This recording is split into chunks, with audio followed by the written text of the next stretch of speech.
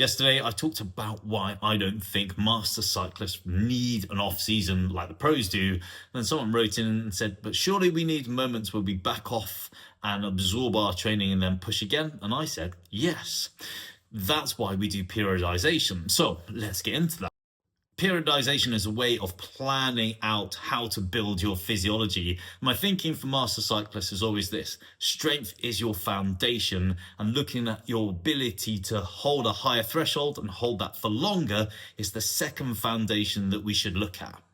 Yes, we should all have a really strong aerobic base, but that's another topic for another time.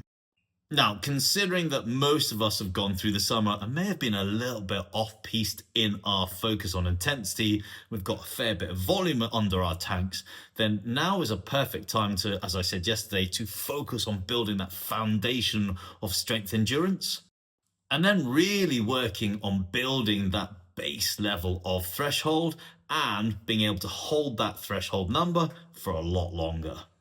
There are quite a few reasons why I say focusing on strength and working your threshold is important this time of year, because it takes anywhere between 8 and 12 weeks of consistent focus and periodization through that training block to actually see the gains you're looking for.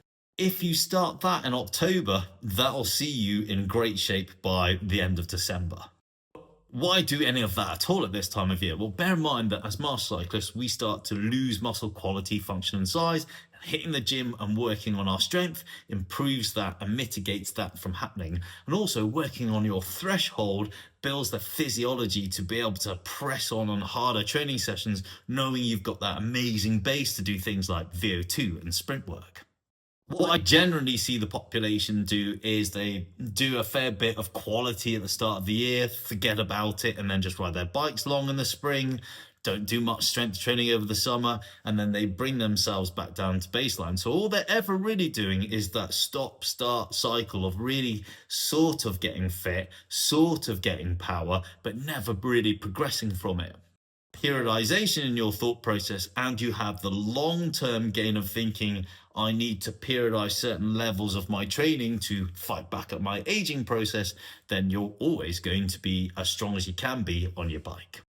And this is why I don't think master cyclists need to have an off season as such. We just need to change the way that we look at our training.